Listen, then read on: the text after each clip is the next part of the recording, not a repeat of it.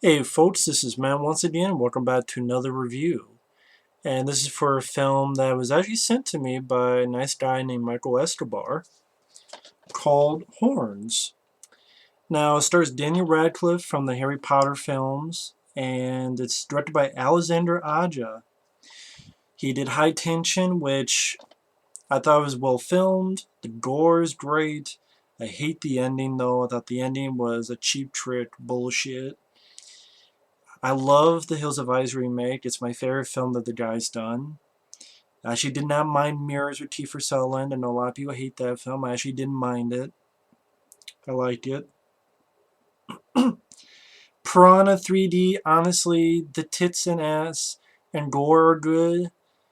Christopher Lloyd, that's cool. He has a cameo. That's really it. I mean, I thought Elizabeth Shue was underused. I thought Vane Rames was very underused. And yeah, I thought that film had a lot of problems. And other than the gore and nudity, that's it. I want to say he made another film, but I forget what it is. But for the most part, he's a director that I did curious about when he makes a film. And so, Horns, I thought it was pretty decent. That was a pretty decent flick. And Max Minghella, Joe Anderson, Juno Temple, Kelly Garner, and actually James Remar and Kathleen Quinlan co-star as Daniel Radcliffe's parents. Kathleen Quinlan was in the Hills of Eyes remake. Well, also Heather Graham and David Morse also co-starred in it. And it is rated R. I thought it was a film that, when you think of the title, is not what you expect, because he's not an evil character. I mean, that's what it kind of seems like. He'd be an evil character. It's nothing like Little Nicky or anything like that either. It's horror, but it's got a little bit of humor to it, but it's also got a tragedy, drama. The gist of the plot is Daniel Radcliffe is in love with this girl, and one thing leads to another. He finds out that his girl has been murdered. And by this point in the film, it does some. Alexandre Aja, I do think, is a very good director. I mean, even the opening where you see the Daniel Radcliffe and the girl on the ground saying some nice words to each other, and then the shot pans down, and then it pans. It's now upside down in one go, where they're laying together, and as it goes up, it's upside down. Daniel Radcliffe is on the ground. He's drunk, and then the picture flips itself up. And it's sometime later where there are picketers saying that he's a murderer, and David Morse is the father of his girlfriend. He thinks the guy murdered his daughter. He has parents who are nice to him, but when you get down into it, they don't believe him either. And he has an older brother. He has a buddy who's a lawyer who seems like the only guy who believes him. And his older brother does as well. Oh, one thing that's kind of nice is some of the soundtrack. They have David Bowie's song Heroes. We can be heroes for just one day. And I thought Daniel Radcliffe actually did a pretty decent job in the role. I've never been a big Harry Potter guy, just never been into those films, never could get into those films. The Woman in Black I didn't care for, but this I didn't mind. I thought he did a pretty decent job in the role. I remember reading somewhere that Shia LaBeouf was going to do it, but then he got either replaced or something like that. And I guess the way Shia's batshit crazy now, that made sense. But I thought Daniel Radcliffe actually did a pretty decent job. There's these candles and stuff for the dead girlfriend. He gets pissed and is kicking them. And someone's going, why are you doing that? And he's like, pretty much fuck God. Because he pretty much says, well, God turned a blind eye and let her die out here all alone and afraid. And, why didn't he stop it? And, I mean, again, he's a guy who's been accused of murder. get the sense that his parents don't believe him, and you find out later they don't. The girl's father definitely doesn't believe him. Only you count on one hand how many people believe in him, and plus the love of his life is dead. And then he wakes up one day and he has these horns, which do interesting stuff. They tell their deepest, darkest secrets to him when he's nearby. There's moments where people look at it and see the horns, but even a doctor says, but when I turn away, I forget about them. But then, oh my God, you have horns, and it's that sort of thing. I guess that's so that you didn't have people just doing the whole, oh my God, you have horns, blah, blah, blah.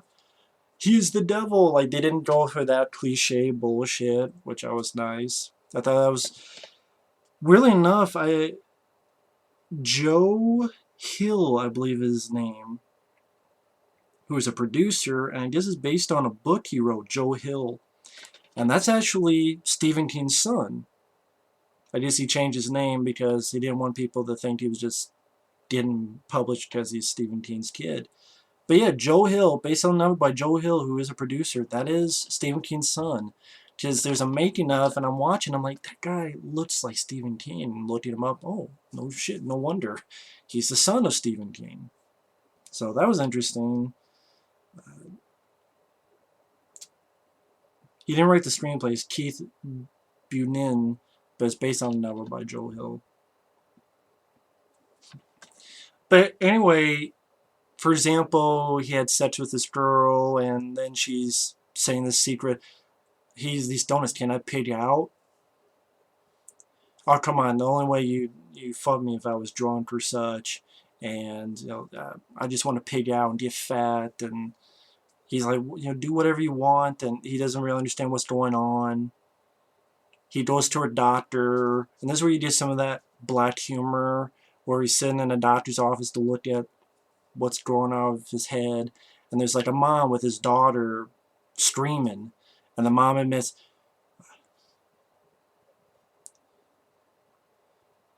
I should go spank my daughter's spoiled ass. And man, I really want to fuck my golf pro again. It's true what they say about black cocks. Just being over the top. And then even the receptionist is being over the top. You take that screechy pig of yours, that kid of yours by the hair and drag her the fuck out. And just anywhere he goes, the horns, it makes people have no filter. Just let everything out. Which I thought, okay, that's an interesting idea. Which again creates some bits of humor in it. And then when the doctor comes in and the nurse is saying some secrets, the doctor's saying some secrets that he has, and then when he undergoes anesthesia, you have a flashback where how he met his girl when they were kids. He won this cherry bomb by doing the stunt, gives this guy a cherry bomb for a cross that was fixed, but the guy gets his hand, some of his fingers blown off. And what's nice is I thought the romance bit was done pretty decently. The acting was fine from the kids as well as the main two. I should have done that. The main two. I mean, you only see her for a little bit, but even as kids, it's nice that even as a kid, Daniel Radcliffe's character admits, hey, I didn't really fix that. She has a cross necklace. I didn't really fix that necklace. Someone else did, and do you really? I don't know if you should know the truth, and I gave it to him, and it's my fault. And he goes through the whole thing. And she's like, "Well, that's not how it works. I left it for you. I don't just love you because I thought you fixed my cross. I liked you before that." It sort of shows there's a bit of true love thing going on. I mean, I'm fine with a little bit of romance too in movies. And he gives some decent character development as well. And he wakes up and the horn seems to have grown longer. And the doctor's right there having sex with the nurse. Again, no inhibitions, out the window. And pretty much you feel bad for this character because he goes to his parents and his parents tell him the truth. The mom says that she wishes that she wasn't her son. The dad says the only thing worth worthy of you was your girlfriend, and no one wants to hear that. But I mean, you just really feel bad. And then these reporters that keep hounding him, he goes, "How about you beat the shit out of each other, and whoever wins gets the exclusive." And then the reporters start beating each other up.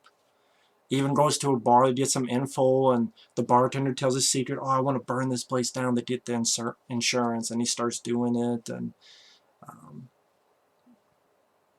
I didn't really need the part where the one guy go, it's a attempt at humor. He's like, "I always wanted people to see my dick," and he just pulls his pants down. Didn't need that. I mean, that's one drawback I'll give, is that some of the attempts of humor isn't really that funny. It's like trying to be really raunchy, but it just because you're being raunchy doesn't mean you're funny. So that's one thing I'll say against the film, is the comedy, the humor bits don't really work for me. Never found it funny. But I do like the idea behind it, and the horns that making people tell him his dark secrets, and the bit with the receptionist and the woman with her kid, that humor I could deal with, but or even the reporters telling them to beat the shit out of each other, that I could deal with. That I got okay, a little smirk, but I just a guy pulling his pants down. Oh, I see his dick. I don't need to see that. And the bartender actually burns his bar down, but he gets a little info, like this witness, and then he confronts her, and she tells, of course, because of the horns, that she was just lying to get famous and just a total bitch, horrendous bitchy lady. But you get some nice, likable characters as well. There's the woman who wanted the pig out. She's like, I'm waiting here. Because he asked, why do you stay in this town? People treat you like shit, and you think little of yourself. And she's like, I'm staying here for you. And he's like, don't stay here for me. You should leave this town. So, again, gives a little likability to the main character, and you find out some flashbacks that he wanted to propose. She said, we need to stop seeing each other. There's a little bit of an argument. And later on, he finds out that his brother had driven the girl that night, and he woke up with a bloody rock in his hand. And he didn't call the police or anything. And of course, Dan Radcliffe gets pissed off about that. You didn't say anything. You didn't tell anybody. You didn't call an ambulance. Well, she was dead already. But you didn't, when they're looking at me, you didn't speak up.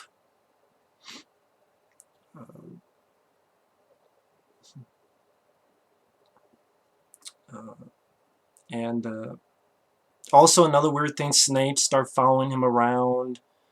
And I thought Daniel Radcliffe did a pretty decent performance. There's a moment where he's trying to get these horns off because he's getting crazy about this, and he's trying to ram these horns into a wall and try to take them off.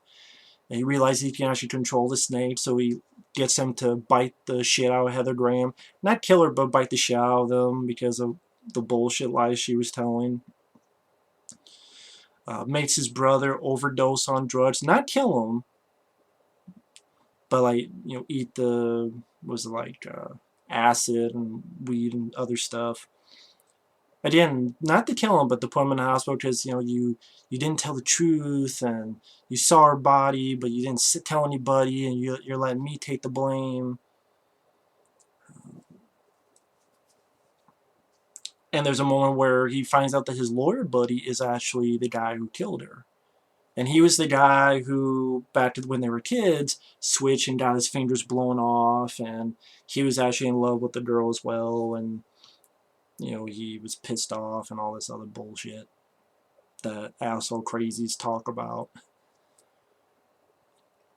Little scuffle, kiss the shit out of Daniel Radcliffe, puts him in a car, lights him on fire, and Daniel Radcliffe screaming, and drives into the pier. And when he gets out, I like the look of him burnt up.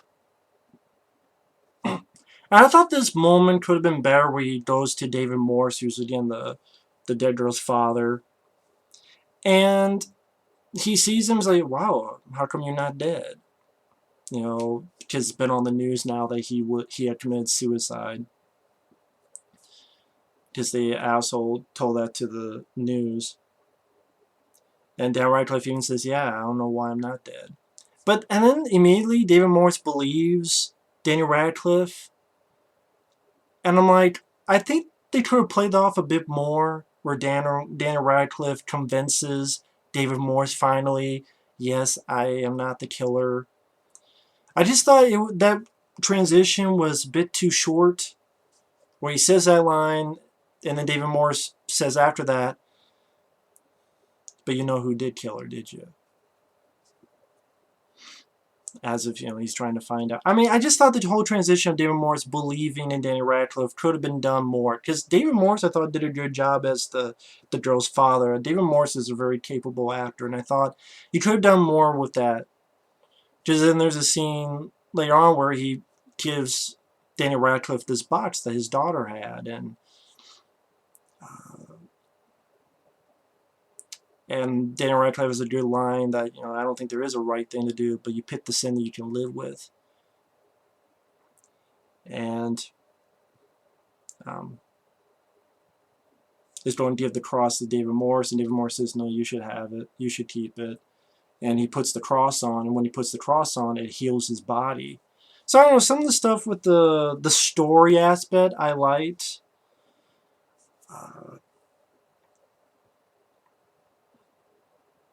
When he opens up the box, he finds out that she had cancer, and that's why she turned down his proposal.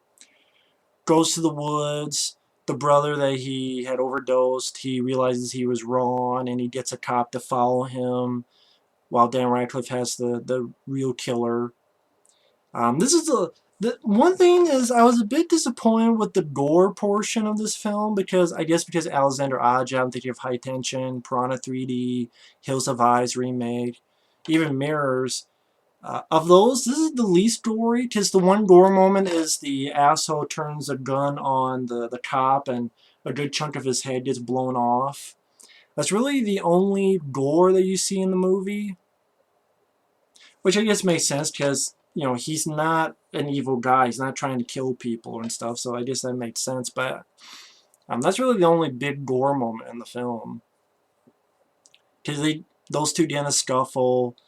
Dan Radcliffe takes the necklace off, turns into this beast, where he has wings, then catches on fire, then he's all over a beast, then he's got like lava fire portions all over him. I liked the look of it. I didn't mind the look of him.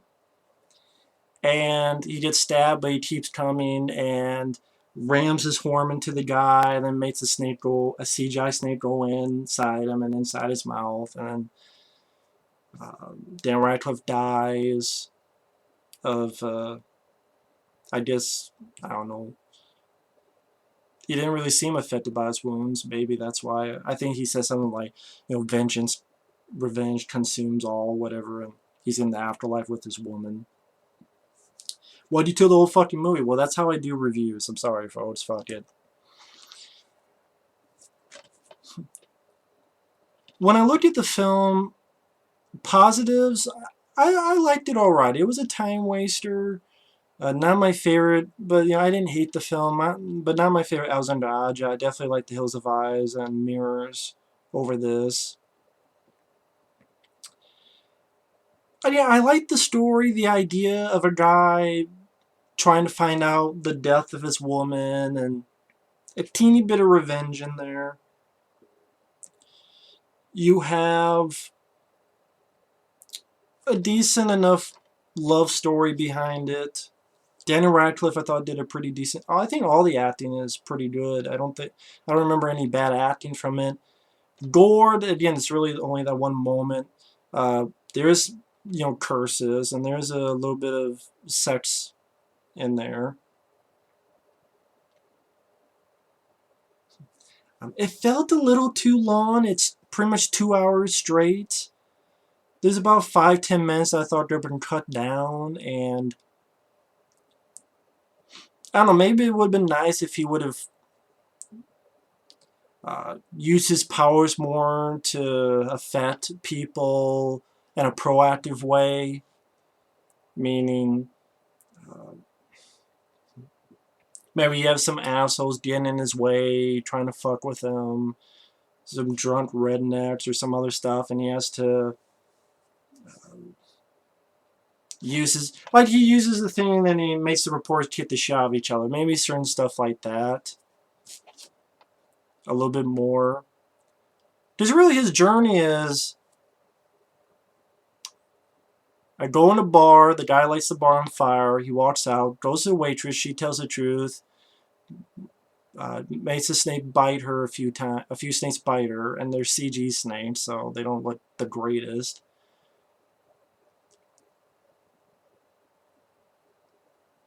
Just pissed off, tears a necklace off of his lawyer slash old buddy.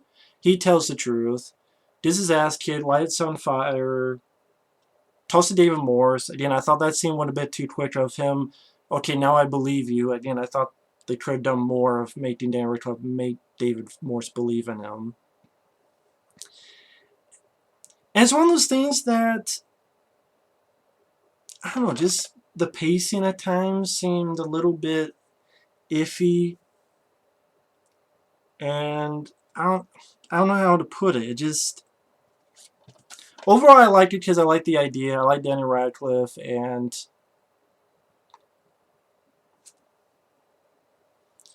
it's not really what I expected when I first popped this in.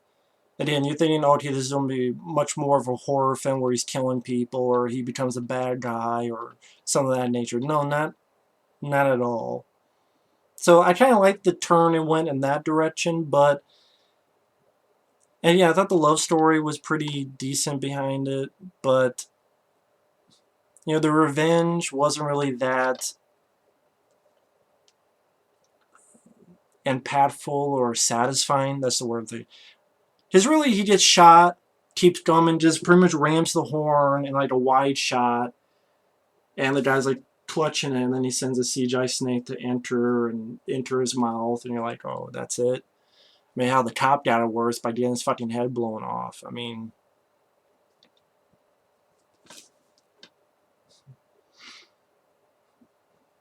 I don't know, just think he could have went at a little faster pace, and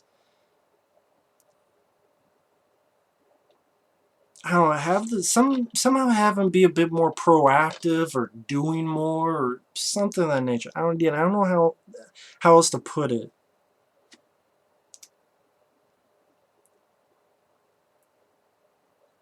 Because I thought, I mean, you got a horn that makes people not only tell the darkest secrets, but you could kind of tell them what to do in a way. I mean, indeed, he made the reporters kick the shit out of each other. I thought that was going, you know, going more topsy-turvy ways, but it's not really the case. At times, it seems like he solved everything a bit too simply. That's the thing. It didn't seem like really that difficult of a journey.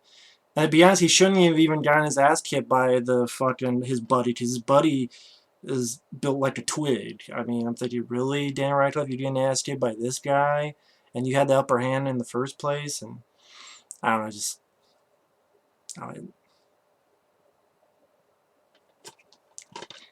It's an okay film. It's an alright film. I don't know how else to describe it. It's one of those ways like, it's there, it's okay, I liked it, it's decent, but just, it's like there's potatoes. I mean, well, there's a little bit of meat in there, but I don't know.